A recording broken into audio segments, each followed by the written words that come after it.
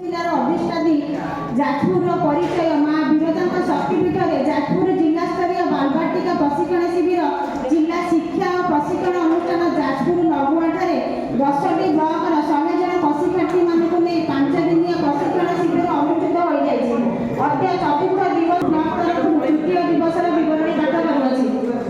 विद्यालय गणशिक्षा विभाग ओडिशा सरकार निपुण भारतर बालबाटिका कार्यक्रम को आमर समस्त प्रशिक्षार्थी माने 2 दिन समाप्त कला तृतीय दिवस पदार्पण करते।